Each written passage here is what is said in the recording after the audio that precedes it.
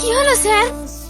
তুমি জানো ছোটনের সঙ্গে যে মেয়েটার বিয়ে হচ্ছে সে মেয়েটা কে?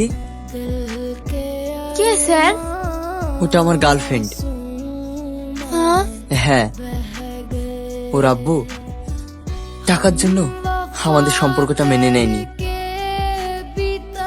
আমি বেকার ছিলাম বলে আমাকে অনেক অপমান করেছে।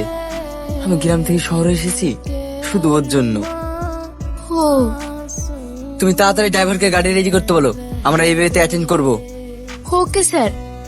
স্যার একটা কথা বলবো? হ্যাঁ বলো। আপনার আর ম্যাডামের কতদিনের সম্পর্ক? 2 বছরের।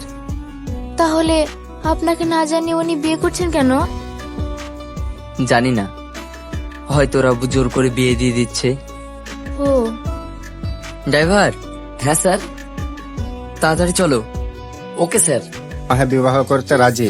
তুমি কি রাজি? বলো মা, কবুল? কবুল। আলহামদুলিল্লাহ। কবুল। শাবনূর। আরে বাস আপনি আসুন আসুন। বস? হ্যাঁ, উনি তো আমার বস।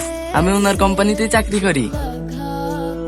শাবনূর, আমার জন্য তুমি আর একটু ওয়েট করতে পারলেন না?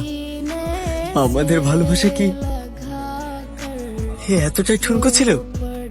তোমার আব্বু তো টাকার জন্য আমাদের সম্পর্কটা মানছিল না। আমি শুধু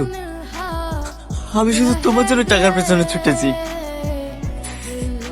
আমি আজ অনেক টাকার মালিক, কিন্তু ভাগ্যের কি পরিহাস, আমি আজও তোমাকে পেলাম না। বাই দেবে।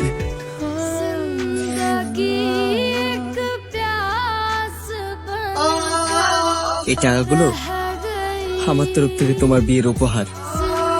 Happy marriage life.